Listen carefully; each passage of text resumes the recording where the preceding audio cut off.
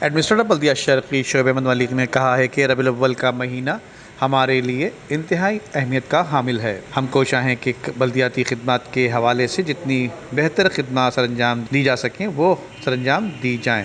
ربیع الاول کے مہینے کے آغاز سے بلدیاتی خدمات کی فراہمی کے لیے اقدامات کیے جا رہے ہیں۔ ان خیالات کا اظہار انہوں نے executive engineer B&R Jamshed zone Suleman Memon اور دیگر کے ہمراہ نشتر پاک فیضان مدینہ اور لائنز ایریا میں ربیع الاول اور جشن عید میلاد النبی صلی اللہ علیہ وآلہ وسلم کے حوالے سے فراہم کی جانے والی بلدیاتی خدمات کے معائنے کے دوران کیا۔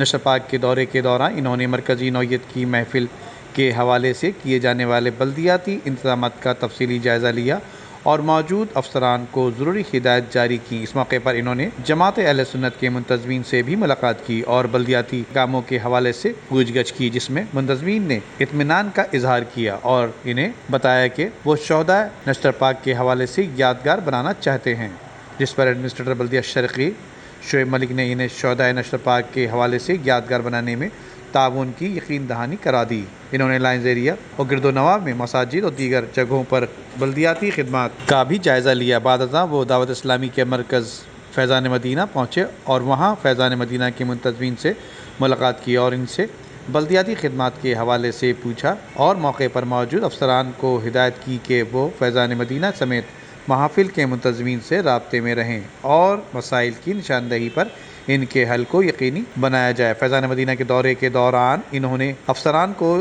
دینی کتب کے تحائف پیش کیے اور بلدیاتی خدمات کے حوالے سے خدمات کو سراہا گیا۔